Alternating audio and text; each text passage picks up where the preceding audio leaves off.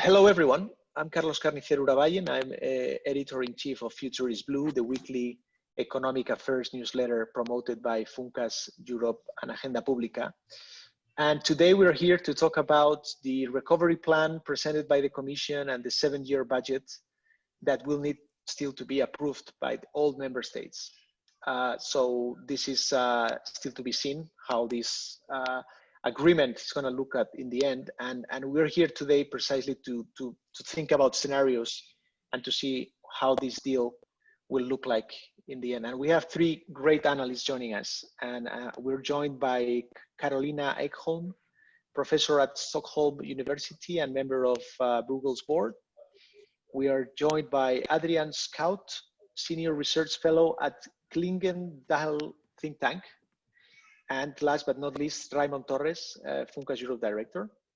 So thank you for being with us. And the first question I have for you is, I'd like you to share with us, what's your view on the proposal of the Commission? Is this the right response to the COVID-19 economic crisis? Is this good enough? Is this strong enough considering how bad this crisis is? So maybe Carolina, maybe you can start sharing your views with us. Well, I think it's a reasonable proposal. It's reasonable from the point of view of what is needed, but also considering all the restrictions that apply. Of course, you could wish for more things or different things, but ultimately the Commission needs to come up with something that is going to be palatable to a whole range of member states with different interests in this. So I think it's a reasonable proposal, and I think it's a reasonable starting point for negotiations. There isn't much there that could really upset anyone, and there's a sufficient amount of things that you can play around with in negotiations. Okay, Adrian, do you share that view? Is it reasonable? Do you see it as the right proposal in terms of how Carolina just described it? Well, it's probably the basis of a compromise. That is something that we can count on one way or the other. We still need to know what it is about precisely, how it will work.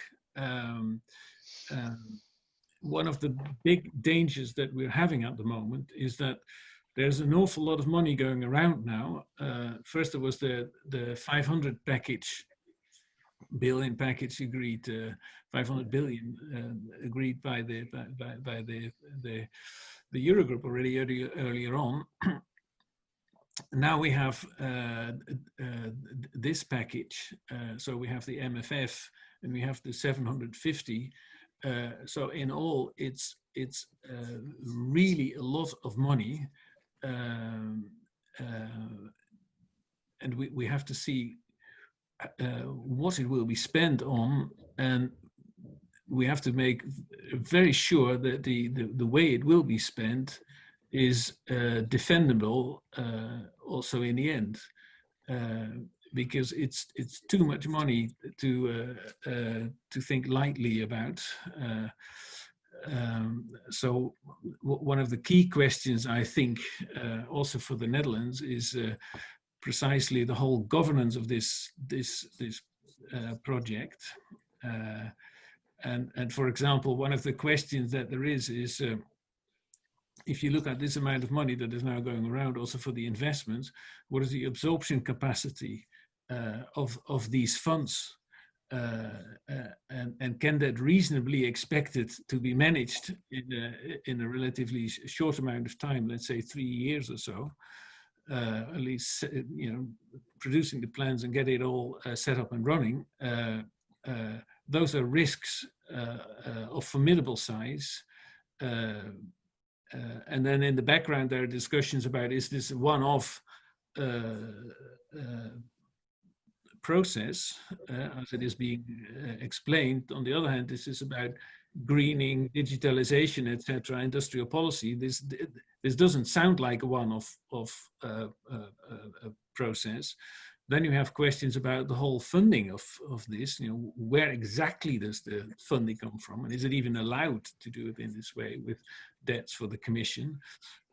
So it's a basis of compromise. It's risky, and there are many questions open at this stage. Plus, personally, I'm not so clear about where Italy will stand in, let's say, September, when the PEP is well on its way. It may actually be that you know, if growth will come back, Italy may be in a safer position. If growth doesn't come back and the PEP is running out, the whole discussion about this MFF may be put in a different light. So lots of question marks.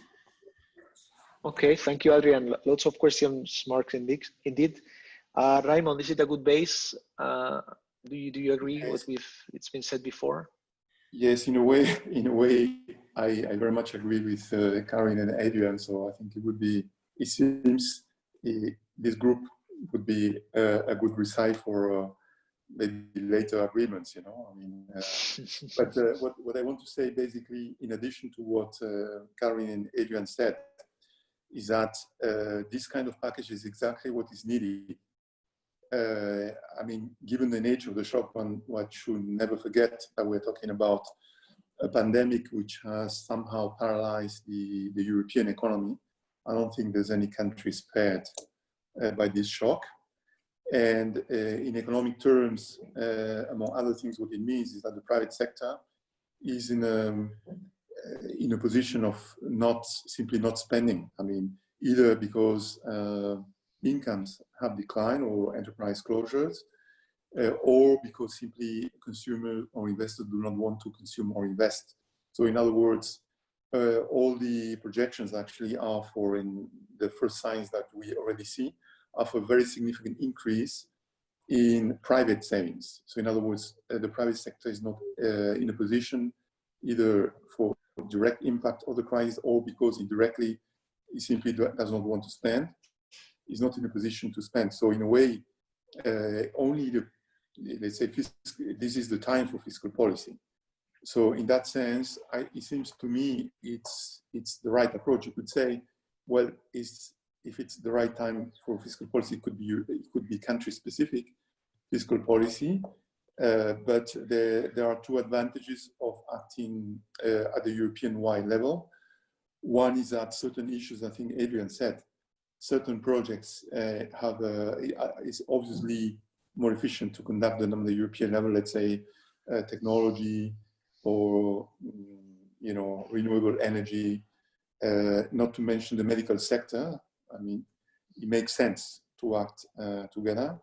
And the second reason is that some countries are more affected than others.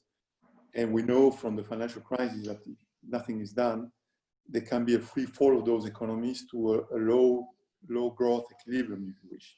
And it's very difficult to recover afterwards. So it's in the interest of all countries that something is done not only at the country level, but also at the European level. And in terms of the flip side of the recovery fund, which has been proposed at the European level, which, I mean, as Carolina said, is still a proposal, is, I would say, it comes late. It would only be operational, provided there is an agreement, we still need to see, only from next year, and the funds would be dispersed, I suppose, only from the middle of next year. And in the meantime, I mean, there are many risks here involved. So clearly there is a time dimension. I mean, Adrian said, for example, that September, what happens to Italy, could add also to Spain. I mean, if there's no growth coming back in the third quarter, and certainly in the fourth quarter, then, I mean, we are in a completely different scenario. So there is a time dimension here, but that said, I believe it's a step in the right direction. So time dimension, so this should be approved as soon as possible. I don't know how realistic is that. The leaders are planning to have a summit, a virtual summit in June, maybe another one in July to get the deal approved. So, but there obvious difficulties that you mentioned before. One of them is about the size, the amount of the money. Adrian said this is a lot of money. The proposal was talking about 750 billion. It was also including mostly grants rather than loans, which was also controversial. So I want to ask you, going into details, how do you see an agreement emerging, considering what we know so far? So what kind of elements do you see as some, of course, we have Denmark, Austria, the Netherlands, and Sweden, who are the four most reluctant member states to this whole idea that we are discussing. So what kind of elements do you see as being critical for compromising? Maybe conditions attached to those grants, maybe reducing the size of that package, maybe talking more about the timeline of. So please, who wants to react to this dilemma and to this question? Caroline, do you want to start? Yes, so maybe, one quite important aspect of this when it comes to Sweden, since Sweden is one of the frugal four, Sweden is one of these countries where EU policies are set by parliament and not by the government. I think it's Sweden and Finland. And that's quite important because I think a government is more, it has, maybe it's more prepared to do these trades in a negotiation.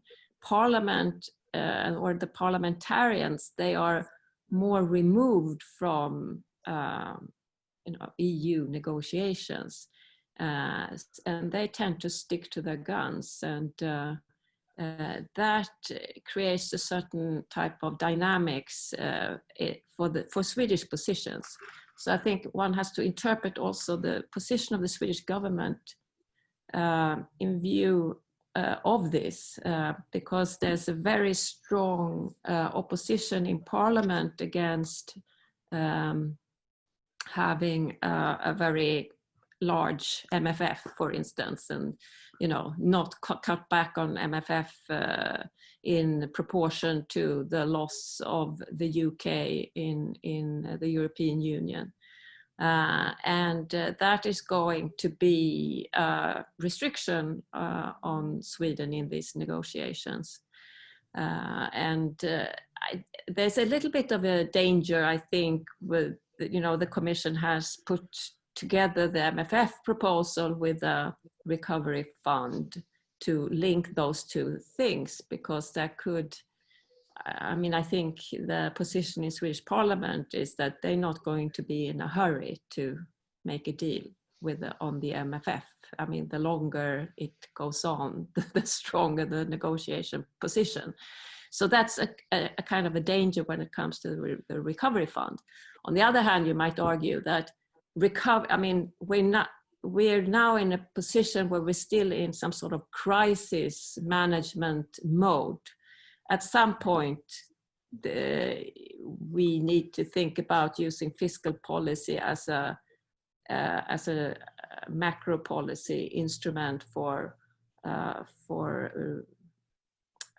recovery, but that it maybe is not sort of immediate concern. So maybe it's okay that it is a bit prolonged in time.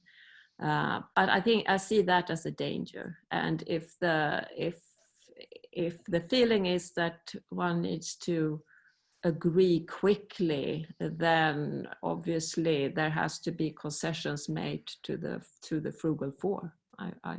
That's how I would see it. And I completely agree with Adrian, by the way, that I think there's too much focus on the overall number of how much is going to be spent. I think that's it's not a good focus. One should focus on what are we going to use this money for, we discussed that way too little.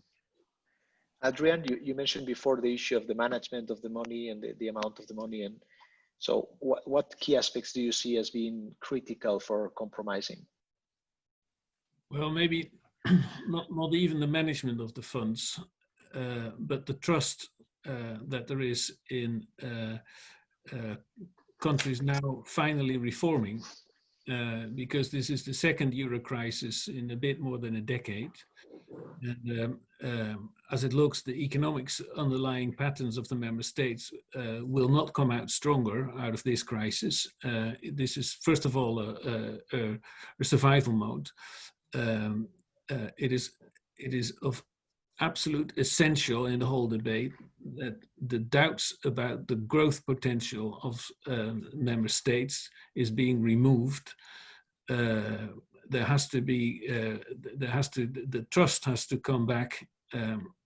And if I take Italy, I'm sorry to say, the trust wasn't there in 1991, right at the start from the whole Euro project. And there was a big debate whether Italy should join. And Italy is now sort of the focal country here. And it is especially also with these funds now, the size, it is very important that Italy, but also other countries, display how they will reform their economies so that the growth potential comes back. Because, of course, the debt of Italy is a problem, for sure, but it's related to the growth of the economy, which has been rather stagnating for 20 years. That is the fundamental problem, and that I expect that this question of the growth potential of member states will be fundamental for the political acceptance, also in the Netherlands, for this program.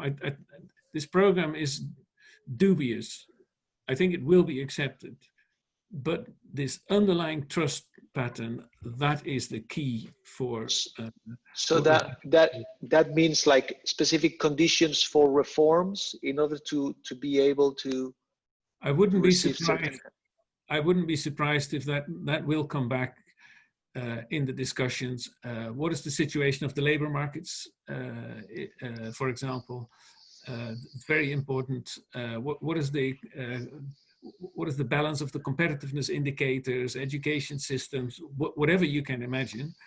It is absolutely key that this solves the underlying competitiveness problem of the countries. This also has to do with judicial systems. It really goes to the institutions of the member states. I expect this will come back, and I do hope that the weak countries will start with these debates rather than wait for other countries to impose it, because that will just increase the heat and it will spoil the atmosphere in the negotiations. Raymond, what's your reaction to that? Yes, I think that I think one of the conditions to get, because that was your question, Carlos, really to improve convergence between the different positions, seems to me to have a common understanding of the consequences of what is at stake. I think we're talking about, in a way, the very European integration project. That failure to address this problem now that we're having, caused by the pandemic, with the differentiated impacts, true, but still, could put at risk the whole European integration project at a time when we have two other superpowers, the US and China, which are already moving very fast in certain directions. For example, in terms of technology or industrial policy, I'm not sure they're using the same tools as we do in Europe. And certainly it makes a lot of sense to have a common approach here on those issues in order to, also create a bit more. I mean, we need positive messages also in Europe. We have Brexit, and now we have a crisis, but certainly we have to look forward to the future. And I think this is part of it. I mean, the European integration project, there is the single market, which could be at risk if we are not careful. While we talk, we have differentiated state aid. Some countries are giving a lot of state aid and promoting competitiveness of enterprises, in a way seizing the opportunity of the fact that the single market is in parentheses, some of the rules are not really fully applied.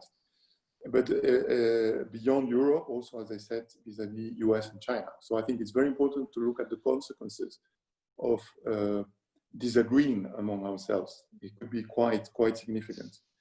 The second condition to get closer to an agreement, and I think the first one involves all countries, has to be, and I'm sure in the very end, we will have to see. I mean, in Sweden, the whole parliament will have to decide, from what I understand, but in every country, as a, de facto. And so we have to see what public opinions think. But certainly this is one of the conditions, that public opinions understand what is at stake.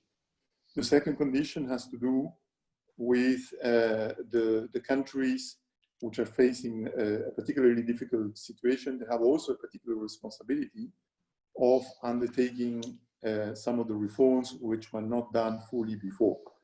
Well, in the case of Spain, where I am sitting now, I think that there has been quite a bit of a reform effort, but not fully, I agree. And I would say the same goes with frugal countries. I mean, there is also, if you look at the recommendations by the European Commission, there is also recommendations there. So I think all countries have a bit to do, but certainly in the case of high debt countries, it's particularly important in the present circumstances, so I would say. And I will add to this that reforms should not be equated with austerity policies.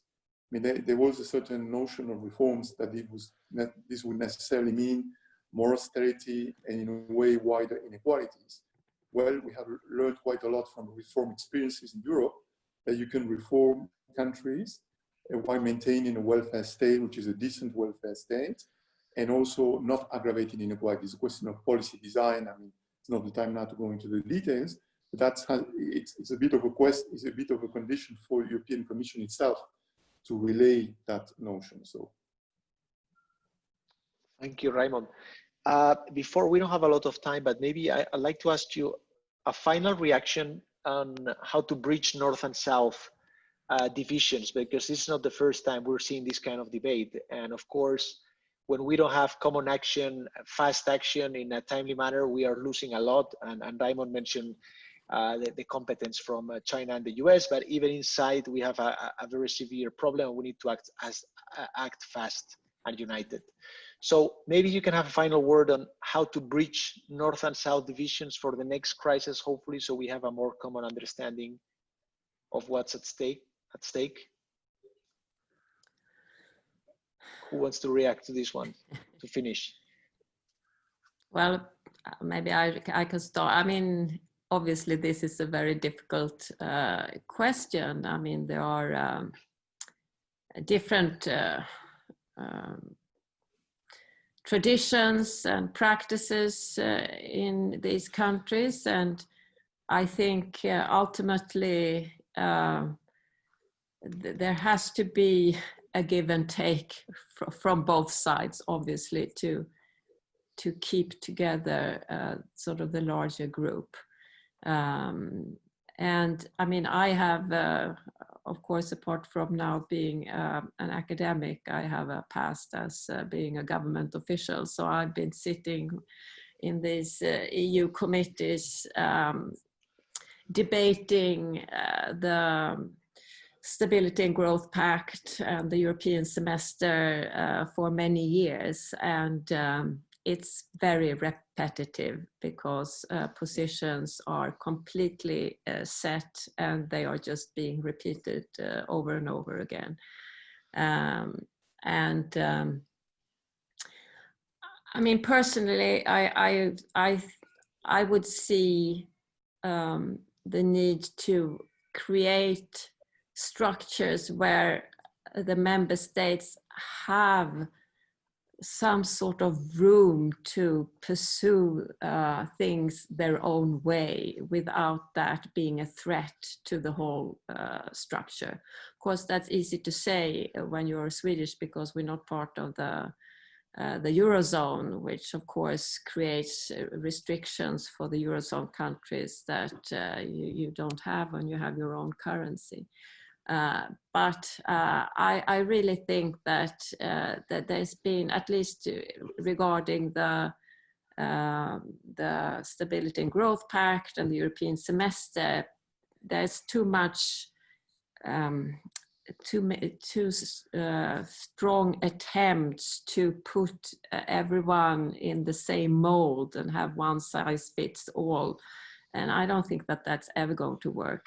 But I also think it is important for, in order to not destroy the monetary union, to ensure that the construction doesn't just exacerbate these regional divergences that you tend to see.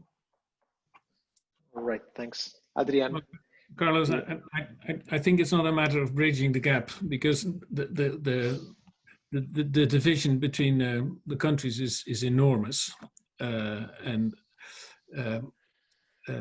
underneath these political divisions, there are huge differences in institutional capabilities.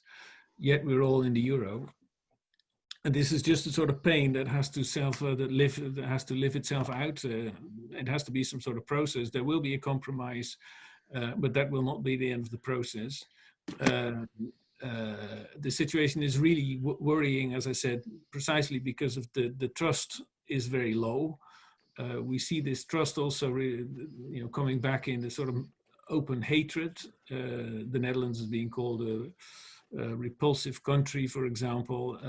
People talk also about the frugal four, whereas here in the Netherlands we have a debate: should it not be called the wise four, or the four that pursued not a frugal policy but counter-cyclical policy? So it's this terminology that is rather unhelpful at the moment. We need reforms. There will be conditionality discussions. This will all be political debates, and we need these political debates. One thing I would add is that the EU, the Eurozone, has to ask itself the question: how come the original ideas behind the euro have not been lived up to? And here there's some thorny homework to do for the European Commission in terms of the way how it has managed the semester and pursued its role as a monitoring and enforcing of the system and the objectives behind it. It is very clear that that is one of the very serious difficulties that we now have. There was a 60% state debt rule. Look where we are. We cannot have this situation without a discussion about the reliability of the Commission. Also because now it wants to claim, with this enormous new amounts of money, again a very central role. So the Commission also has a trust issue at the moment, which I'm looking forward to the debates that we will have about the Commission and its own role, also in the new funds, but also in the supervision of aiming at convergence. Raymond, do you want to have final word before we close? Yes, maybe because it's the final, I will try to put a bit of a more positive tone, and say that it's true that these issues were there before, but I think Europe faced before different crises, and some of them much worse than the present one. And so I think the memory is just fresh, the different types of crises that we face, that we know that we can overcome them. And I think if you look at the history of Europe, it's possible to overcome them when you focus on the really important issues. In a way, I would agree with both Carolina and Adrian by saying that somehow we've been lost a bit in the details. And we did not focus enough on the priorities of the Union. I think maybe in Europe we try to do too many things in too much detail, whereas maybe we should have focused much more on the key issues which could not be done at the country level. The second thing is that rather than you know, there has been, I mean, this should also go hand in hand with some conditionalities, but the conditionality seems to me should be more in terms of outcomes rather than going into the nitty-gritty of the policy details. I don't think it's up to the European Commission or any particular European body to monitor and put conditions on the specific policy dimension, the way you shape policies, because each country is different. And I mean, for example, an area I know relatively well, which is social protection, is really very different across countries. So trying to harmonize to have the same approach to social protection, which is a big chunk of public money, seems to me impossible. So instead, focus on the outcomes, on the key outcomes, and just focus on this. And I mean, I've read myself, I'm sure my colleagues as well, the different rules which make up for the growth, the Stability and Growth Pact. If you add the different regulations which form the Stability and Growth Pact, is really tens and tens of pages. It's almost impossible, except for a young person who applies for a job, to remember so much. And this shows that it just goes too much into the details instead of focusing on the key outcomes. And that's a very important issue. And finally, again, I think it's very important to remember what is at stake.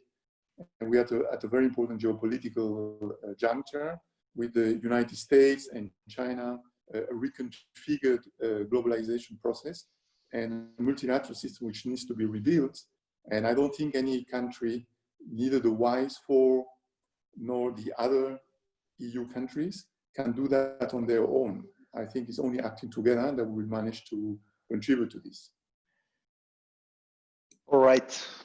I think I would keep talking to you for longer. This is very interesting, but unfortunately we need to leave it here. I'm not sure we solved the whole question, but I'm sure we had a good debate, and we raised the topics that are there on the agenda and that are more difficult to solve. So hopefully we'll keep talking about this, and hopefully we'll see a deal soon. And I want to thank you for joining the Future is Blue video talk, and talk to you soon. Thank you. Thank you for having us. All right. Thanks. Thank you. Bye-bye. Bye. Bye-bye. Bye.